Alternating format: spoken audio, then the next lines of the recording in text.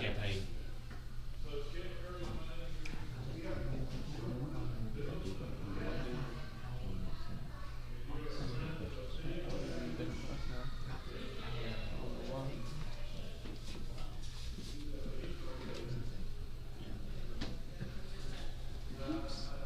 Y'all have other on the list?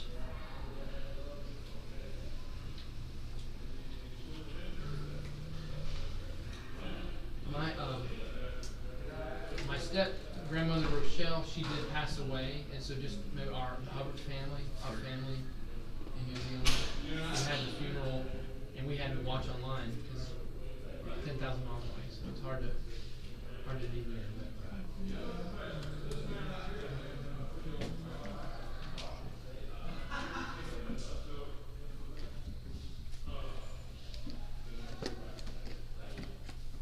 You guys talkative in the back? No? Got some young ones, new ones. That's good.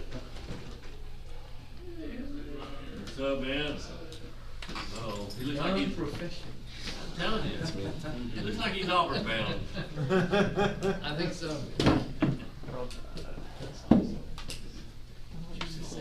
Squish together. Yeah, I think they're. I think they're all related. All right. Well, if there's no others, we'll have a word of prayer. Father in heaven, grateful for this day that you've given us, for this time that we have to spend with each other here in class. Pray, Father, that as we go through our study, we'll glean more from your word and understanding of who you are and what you want for us. Pray, Father, for those that are on our list. For Pam Duke, the study that she's engaged in, and we're thinking, Father, of the loss of her family. For Mr. Bill Brown, who's facing surgery this week, pray, Father, that all will go well there. For our kids who are in South Carolina and those that are with them, pray, Father, for their efforts that they will reach those who are lost and grow closer to each other. Also, Father, pray, Father, for the Hubbard family and the loss. I know she was a wonderful woman, godly lady, taught many. Watch over us this day and the remainder of our lives. In Christ's name we pray. Amen. All right. Ezra Chapter 2. You know, if you took your first glance at it, you'd think, wow, it's nothing but a list of names. It's about 70 verses. But in the words of Rafiki, let's look harder. But seriously, we're going to do a lot of reading this morning. I'm going to break it up into sections. We're going to read first. It's not the way I prefer it, but that's one of the ways. Another thing, when I was going over studying for Ezra, I couldn't find my college notes. I couldn't find the study that we did years ago at Old Roebuck. So I pulled out the King James and the ESV side by side, and you get information. But I tell you what I really enjoyed, and some of y'all may have it, is Truth for Today. That's actually a very good commentary. So a lot of what I'll describe today is going to come from there, and next week as well. And like I said, we're going to need a lot of folks to read this morning. I'm going to start off by reading verses 1 and 2, and then we're going to have a number of sections. Now these were the people of the province who came up out of the captivity of those exiles from Nebuchadnezzar, the king of Babylon, had carried captive in Babylon. They returned to Jerusalem and Judah, each to his own town. They came with Zerubbabel, Jeshua, Nehemiah, Sariah, Relaiah, Mordecai, Bilshan, Mispar, Bigba, Rehum, and Behath. The number of the men of Israel were such. If someone can read verse 3 through 20, someone else 21 to 35, someone else 36 to 42, 43 to 58, and then last 59 to 63. So 3 through 20? 3 to 20 is the first grouping. I can read. All right, and then 21 to 35. Yeah. All right, David. And then 36 to 42. David. So I got my Davids going. 43 to 58. Everybody got that one? I'll pick up 59 to 63. Okay. But like I said, we're gonna read these straight through, and then we're gonna start getting into it. Okay. The sons of Parosh, 2,172. The sons of Shephatiah, 372. The sons of Arah, 775. The sons of Pahath Moab, namely the sons of Jeshua and Joab, 2,812. The sons of Elam, 1,254. The sons of Zatu, 945. The sons of Zakai, 760. The sons of Bani, 742. The sons of Bebai, 623. The sons of Azgad, 1,222. The sons of Adonikam, 666. The sons of Bigvai, 2,056. The sons of Aden, 454. The sons of Ater, namely of Hezekiah, 98. The sons of Bezai, 323. The sons of Jorah, 112. The sons of Hashem, 223. The sons of Gibar, 95. 21 through 35, right? Yes, sir. The people of Bethlehem, 123. The men of Nephathah, 56. The men of Anathoth, 128. The people of Azmaveth, 42. People of Kirjath, Aram, Sethira, and Beeroth, 743. People of Ramah and Reba, 621. The men of Michmas, 122. The men of Bethel and Ai, 223. The people of Nebo, 52. The people of Magabish, 156. The people of the other Elam, 1,254. The people of Aram, 320. The people of Lod, Hadid, and Ono, 725. The people of Jericho, 345. The people of Senaa, 3,630. The priests, the sons of Jedediah, the house of Jeshua, 973. The sons of Immer, 1052. The sons of Pashur, 1247. The sons of Harim, 1017. The Levites, the sons of Jeshua and Kadmiel, the sons of Hodavah, 74. The singers, the sons of Asaph, 128. The sons of the gatekeepers, the sons of Shalom, the sons of Ater, the sons of Talmon, the sons of Akub, the sons of Hetitah, and the sons of Shobai, in all 139. 43 through 58. Yes, sir. The temple servants of the sons of Zia, the sons of Aspa, the sons of Tabitha, the sons of Kuros, the sons of Shia, the sons of Padon, the sons of Lebanon, the sons of Agabah, the sons of Jacob, the sons of Agabah, the sons of Shammai, the sons of Anna, the sons of Judea, the sons of Gahar, the sons of Eda, the sons of Rezin, the sons of Nethaka, the sons of Gazan, the sons of Uzzah, the sons of Basir, the sons of Lisai, the sons of Asna, the sons of Minim, the sons of Nebuchadnezzar, the sons of Bakba, the sons of Hakba, the sons of Arher, the sons of Bezaleth, the sons of Mediah, the sons of Arshel, the sons of Barkos, the sons of Sisera, the sons of Tamar, the sons of Uzziah, the sons of Hashbach, the sons of Solomon, servants, the sons of Sarita, the sons of Asaph, the sons of Perea, the sons of Shobli, the sons of Darkon, the sons of Gedel, the sons of Sepha, the sons of Hatil, the sons of Forge, and the sons of Amy, and all the temple servants, and sons of Solomon's servants were given to. Right. The following were those who came up from Telmah, Telhar, Shurab, and Adam, Amar. Though they could not prove their fathers' houses or their descent, whether they belonged to Israel, the sons of Delah, the sons of Taboa, the sons of Nekiah, 652. Also the house of the priest, the sons of Habiah, the sons of Hakaz, and the sons of Braziah, who had taken a wife from the daughters of the Barzillai and the Gileadite, and was all called by their name. These sought their registration among those enrolled in the genealogies, but there found no there. So they were excluded from the priesthood as unclean. The governor told them that they were not to partake of the most holy food until these should be a priest to consult Urim and Thummim. Like I said, there's a lot, and if you just look at the names, and there was a lot of them, right?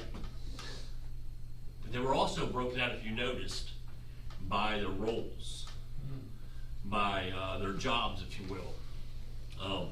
It started off with the leaders. It started off with Zerubbabel and Jeshua. Zerubbabel was the governor, if you will, and Jeshua was the high priest. So those were the two main title roles. But there were 9 other names listed there. That same list is also in Nehemiah. But in Nehemiah, there's actually 12 names instead of 11. Interesting, right? Could be that someone, a scribe, missed a name or something to that effect. We also heard the term in the verses 1 or 2, beyond the river. You know what river they're referring to there? Actually, in this case, it's the Euphrates. If you think about Babylon, the Euphrates was one of the major rivers there. So they're talking about what's beyond is where the captives of the Babylonians and those were housed. So that's what the reference is there. The next grouping that they described, and I had verses 3 to 20, verses 21 to 35 broken out differently. That's the laity. You guys know what laity is amongst? If we're thinking about those who run the temple, you think of the priest, right? Those are the guys who oversee everything. Well, what's the laity? The normal folk. That's right. That's you and me. That's the bulk of who we are. That's everyone else, if you want to call it that. There's a lot of them. But you know what? There's also a lot of folks in the world. And so the priests and the Levites administer to us, right? But who would they administer if there was no laity? Everyone else. The list were broken out into the list of laity was broken out into 2 groupings. Did you happen to notice the 2 groupings? 3 to 20 was actually by family name. 21 to 35 was actually by their city or where their family came from in Judea. The interesting thing about that is, if you think about proving yourself as a Jew or an Israelite, you had one of 2 ways of doing it. Your family name, and you had to follow that back to Abraham, or the place from which your family came. So it's very important they understood who they were, right? It's considered or thought of that if we think of about a census like we do every 10 years here, we figure out who we are and where we are. That's basically setting a set of records, if you think about it. Well, the Jews had to have that set of records to prove who they were, if you think about it. So that's the gist of where we're going with this.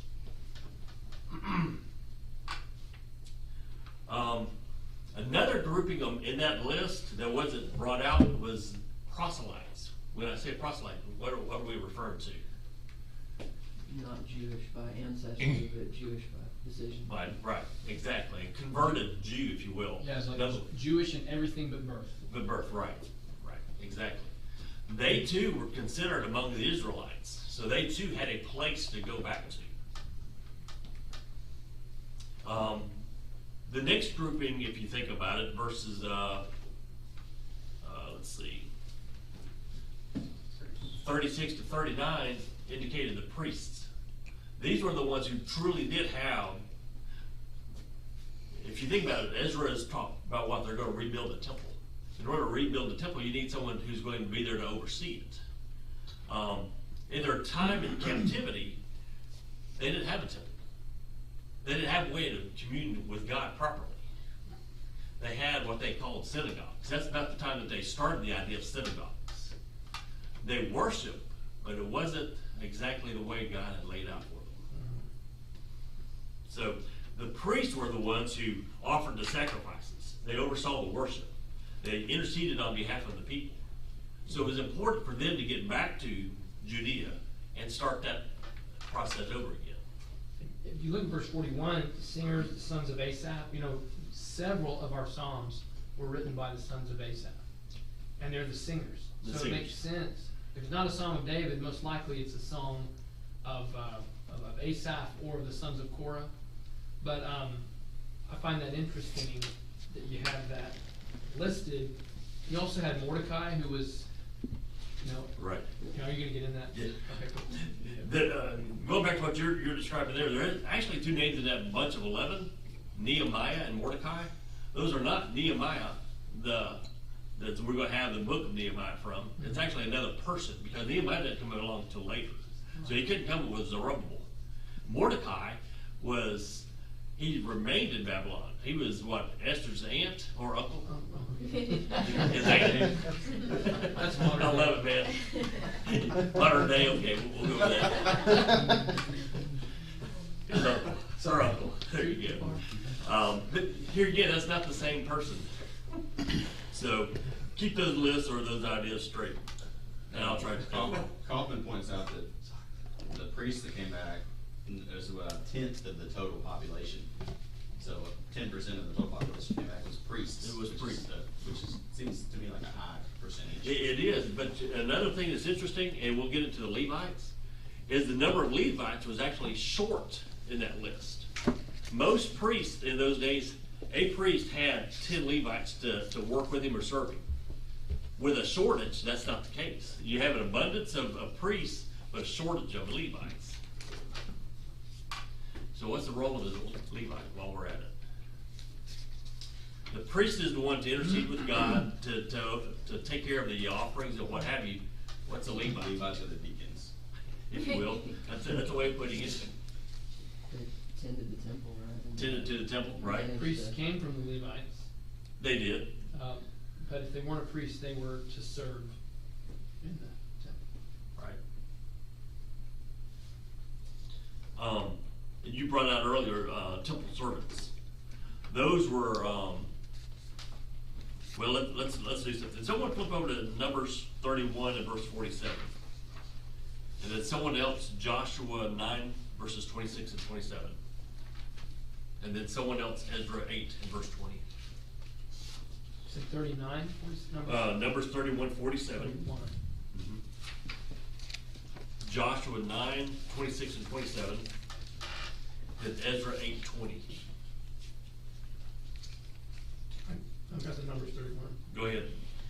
From the people of Israel's half, Moses took one of every 50, both of persons and of beasts, and gave them to the Levites, who kept guard over the tabernacle of the Lord, as the Lord commanded Moses. All right. So that's one grouping, a Levite, that is part of this group that we're referring to as temple servants. Someone else, Joshua 9 verses 26 and 27. So he did this to them and delivered them out of the hand of the people of Israel, and they did not kill him. So Joshua made them that day cutters of wood and drawers of water for the congregation and for the altar of the Lord, to this day in the place that he should choose. Right. If you remember the Gibeonites, you remember the story of the Gibeonites? They were a people that were supposed to have been conquered, but they sort of tricked Joshua or the Israelites at that time. And when that was figured out, Joshua said, all right, we'll take you in, but you're going to serve us. And there's a little bit more to it, but that's the gist of what was going on with the Gibeonites. So therefore, what Joshua did was he made them servants. And in this case, some of them were temple servants. They probably did the work like cleaning up. I mean, if you can imagine when you're killing a lot of animals, or you got to discard a lot of stuff, wouldn't you think? Well, someone's got to clean that up, because you got to do it all over again tomorrow, or the next week, or what have you. So in Ezra 8 and verse 20. I've got it. This is at the end of a list of names of groups of people that Ezra has gathered together, that it picks up. Besides 220 of the temple servants whom David and his officials had set apart to attend the Levites, these were all mentioned by name. Right. So there were another grouping of people that they brought in under David to do just that same work, to tend to the temple, if you will. So, as you can tell, like I said, going by occupation, I mean, there's a lot of folks that are involved in what it means to you and me as running the temple. I mean, it's not just the sacrifices. There's so much more to it than that. The last grouping is the sons of Solomon. If someone could flip over to 1 Kings chapter 9, verses 19 through 21.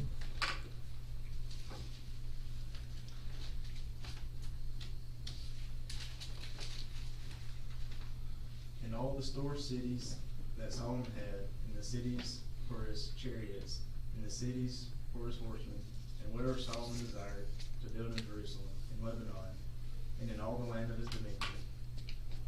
All the people who were left to the Amorites, the Hittites, and the Perizzites. and the Hivites, and the Jebusites, who were not of the people of Israel. Their descendants who were left after them in the land, that the people of Israel were unable to devote to destruction. These Solomon drafted to be slaves, and so they are to this day. So it's interesting that under the Levites, there were actually slaves that were assigned to them. Here again, they're doing the grunt work, if you want to call it that, the dirty work of tending to what we know of as the temple. In the verses 59 through 63, and I'll first hit on 59 to 60, these were people that didn't have any credentials. They were, if you remember, there was a part of the Jews that lived in different cities or towns, as we described in verse 59. They probably didn't have any way of proving who they were by either their family name or where they came from in Judea. So with that, now recall all these people that we're describing here were the ones that left Babylon and headed back to Judea. In other words, you've got a grouping of people that are going to follow this caravan that don't really have a place to go back to because they can't prove who they are, but yet they're still going to do it anyhow. What does that say about those folks?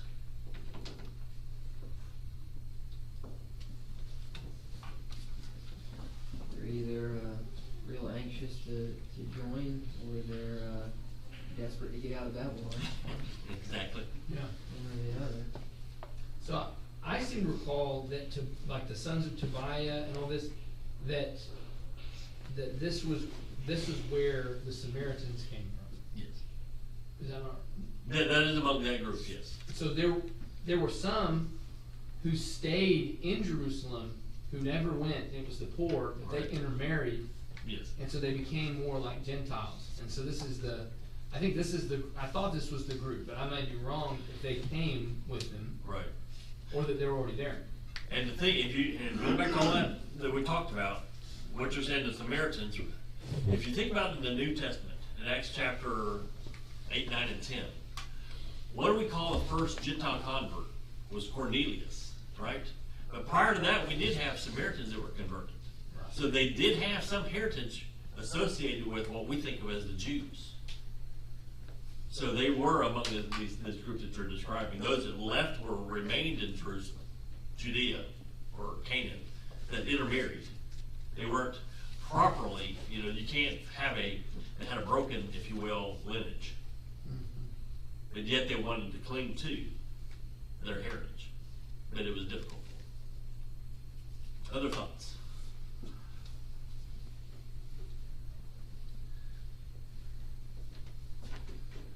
Verses 61 to 63, the sons of Aaron who could not prove who they were.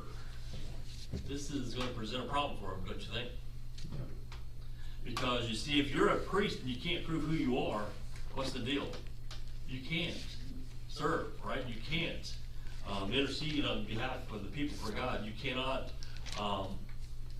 sacrifice. Think about Korah in Numbers chapter 16. What did they do? They stood up against Moses, and they were like, God speaks to us too. And he said, we're not going to follow Moses and Aaron. Right. And that's when Moses said, okay, well, we'll see who God's going to speak through. And the earth swallowed them Swallow them whole. Yeah. Yes. So if you're outside of what God has expected of you, all right, He's going to take care of it. You don't mess with it. And you don't. There's an interesting reference there at the end of verse 63. The Urim and the Thummim. You know what that is? Someone flip over to Leviticus chapter 8, verses 7 through 9. Someone else, Numbers 23, 18 to 23. And someone else, 1 Samuel 28, 5 and 6. Now recall, we're talking about priests who cannot prove that they are sons of Aaron. And these two, I'm going to call them gems or stones, referencing as the Urim and the Thummim. Isn't it 12, like the 12 stones that represent Yeah, the 12 tribes of Israel? Like jasper, agate, like there was different types of yes, stones. that's among these list of stones. So in Leviticus 8, 7 through 9. And we're going to describe what these two stones are, is what I'm getting at. I can read it. And he put the coat on him and tied the sash around his waist, and clothed him with the robe, and put the ephod on him, and tied the skillfully woven band of the ephod around him. That's kind of like a robe, binding it to him with the band. And he placed the breast piece on him, and in the breast piece he put the Urim and Thummim. And he set the turban on his head, and on the turban in front he set the golden plate, the holy crown, as the Lord commanded Moses.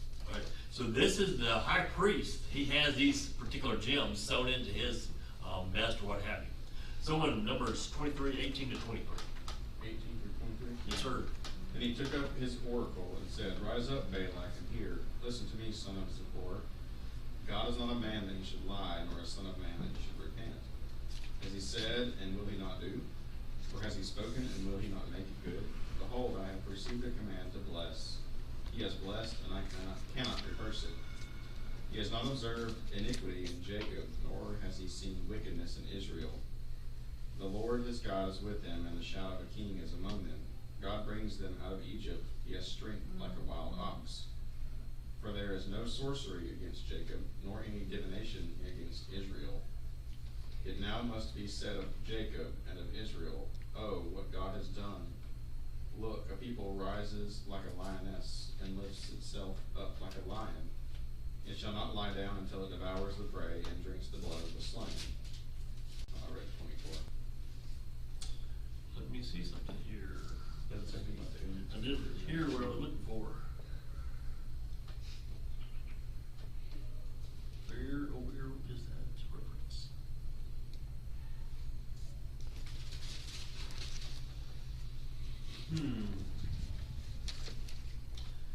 I will get back to that. Someone, 1 Samuel 28, 5 and 6. 1 Samuel 28, 5 and 6. Okay. I did not hear what I was looking for.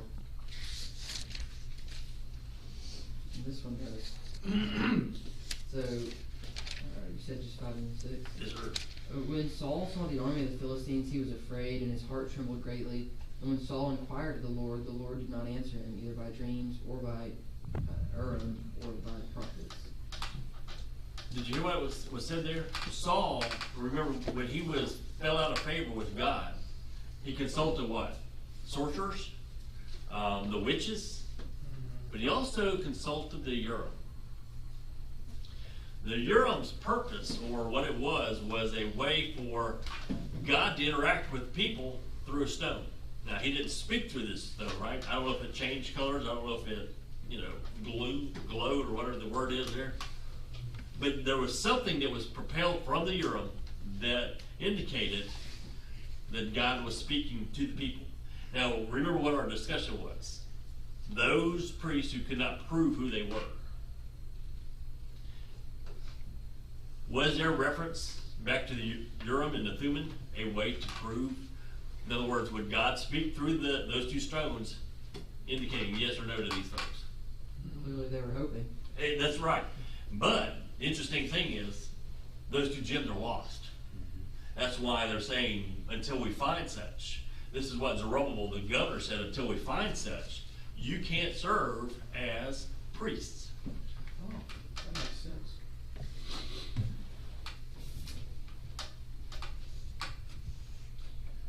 So like I said, out of a list of names, there's a lot more to it than just a list of names. Aren't you glad that we're not in that system? Yeah. Literally how you were born the first time, that you couldn't take part in the worship to God. But aren't you glad we can be born again Yes. to Yeah. take part in worship to God? Right. I mean, Right. That's profound. It is. The more technical this is, the more thankful I am.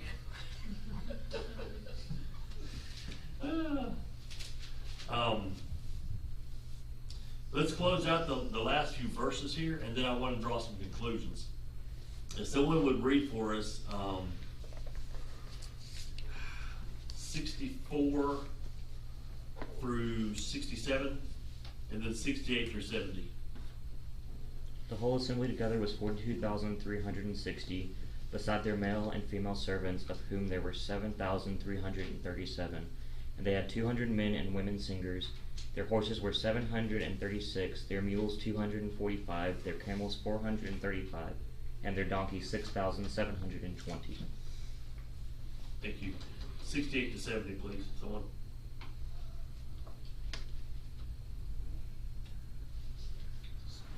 Some of the heads of families, when they came to the house of the Lord that is in Jerusalem, made freewill offerings to the house of God to erect it on its site. According to their ability, they gave to the treasury of the work 61,000 derricks. It's a coin weighing about a quarter ounce or 8.5 grams. Let's see, of gold.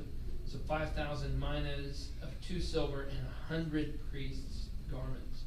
Now the priests, the Levites, some of the people, the singers, the gatekeepers, and the temple servants lived in their towns, and all the rest of Israel in their towns. The journey itself took roughly 4 months. You know, we referenced a couple times when they left the Exodus from Egypt. It took about 40 years. Now, I don't know if they would have just straight done it if it would have taken 40 years, but it was God's plan that since you guys disobeyed me, since you guys have grumbled, since you guys have whatever, I'm going to let you wander in the wilderness. In a sense, he killed off a generation, right? But in this case, it took him about 4 months. Can you imagine 42,000 people for 4 months trying to go from one place to the other? The logistics of all the food and the flocks and the clothing and the supplies. Right. Ugh. Yeah, seriously. One thing it does show to us is it shows great faith. Another thing to think about is a good portion of these people that made this journey weren't going back home. They never came from there. They were born in Babylon. They were there for 70 years. So just like the Israelites that left Egypt and came, it was on faith. They were going to a place that God had promised them. It was a place that their family had once lived. Never thought. And the towns that they were going back to were the towns where their families were from. So it's kind of interesting to think about, right? It kind of reminds me, I went to Crossville, Alabama, and I found my 6th great-grandmother's grave, and I just stood at it, and I was like, wow. I had never been in Crossville, Alabama, but I had, her son right next to her 5th great-grandfather. It's just neat. Neat, yes. To get, to have roots like that. Right. And that's kind of what they're doing when they're going. I hadn't thought of that. Those that stayed in Babylon, talk about the Israelites, although they didn't actually go, they did send some of this gold came from them, some of the possessions that they had came from them. Maybe they had set up shop, maybe they had started something in Babylon that they wanted to continue, but yet they understood that it was important to go back to Judea to set up the temple, and so therefore they sent of their own stores, what have you, along with this journey. This journey was voluntary. In other words, like I just said, some stayed behind, some continued on. But if someone could flip over to Deuteronomy chapter 4, verses 25 through 27. And then while we're at it, someone else, Deuteronomy chapter 30, verses 1, 2, and 3. first one is Deuteronomy 4, 25 to 27. The second one, Deuteronomy 30, verses 1, 2, and 3.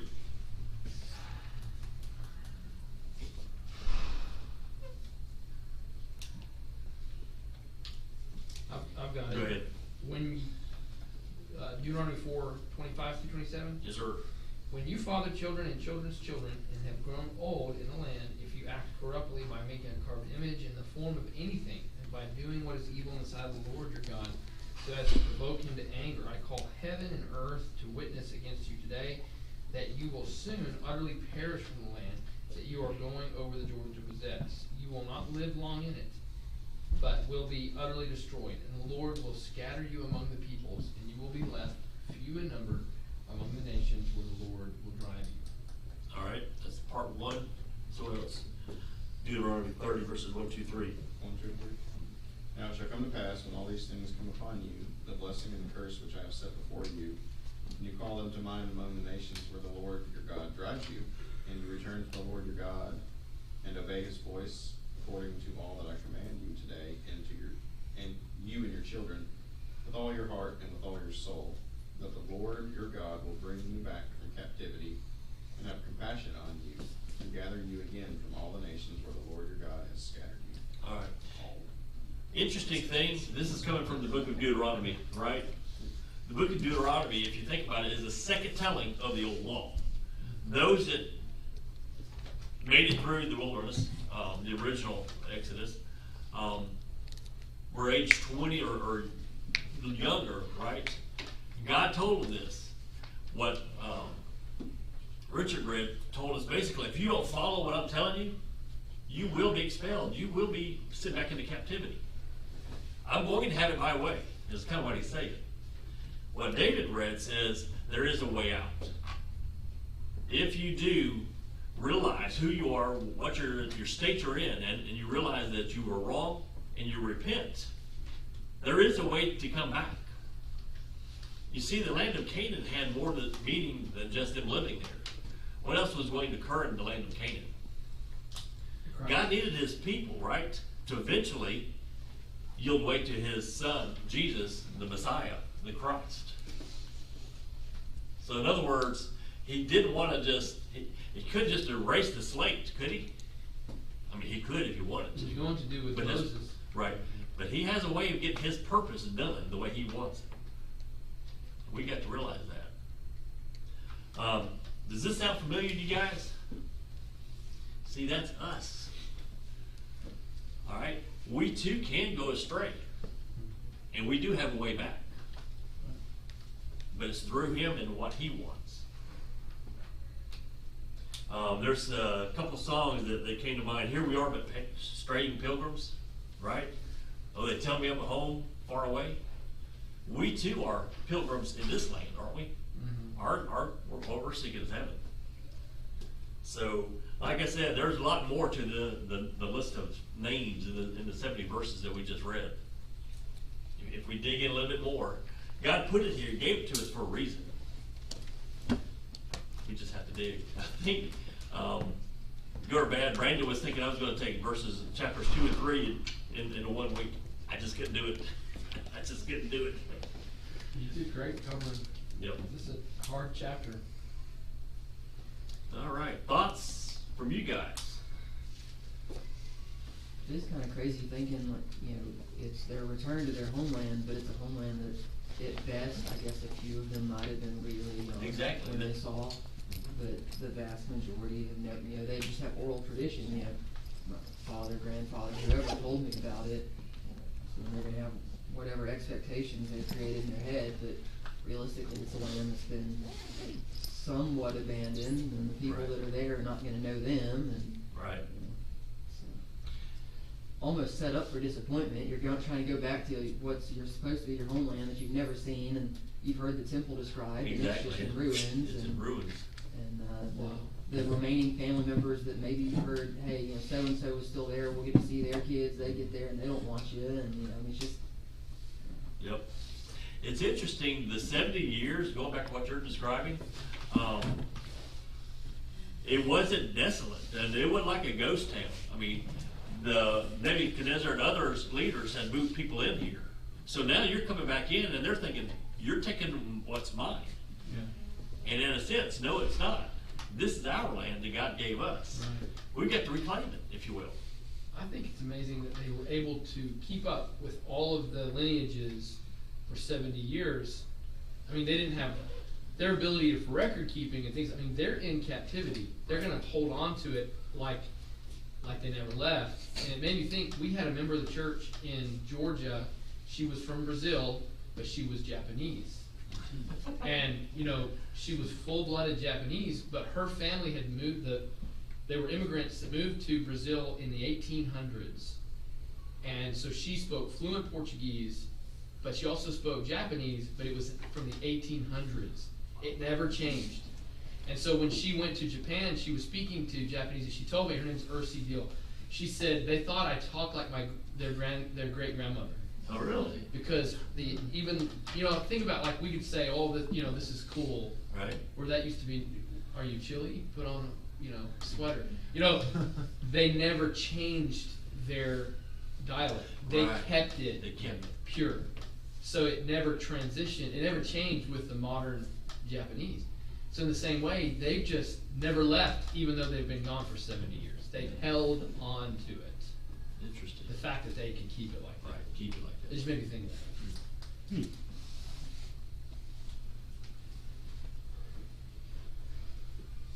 Wow. Y'all are talking today. Talk Did about a class to pick. Yeah, really. Would y'all like to list the names or, Yeah. Well, good deal. I'm glad y'all were in here today. Yes. Yep. Thoughts, concerns? Next week's chapter 3? Appreciate you. Nope. Oh, you good? I'm 6. Oh, you got 6? Okay. All Looks right. like it might be 5 and 6, but 5 and 6? it might be. Well, if we stay on schedule, we gotta get, Oh, okay. we're 2 weeks behind. Catch up, yeah. All right. You leave the word prayer today? Father God, thank you so much for this time we have to share as a family to learn more about your word. Pray that things that we talked about will be able to apply to our lives, help us to get better, to be better servants of you every day. Help us throughout this week to do what we need to do to continue to get better. Help those who are sick, those who are hurting, to get better. Be with those who are traveling, the dikes of Romania and the youth to South Carolina. Bless their efforts throughout this week. Through Jesus we pray. Amen.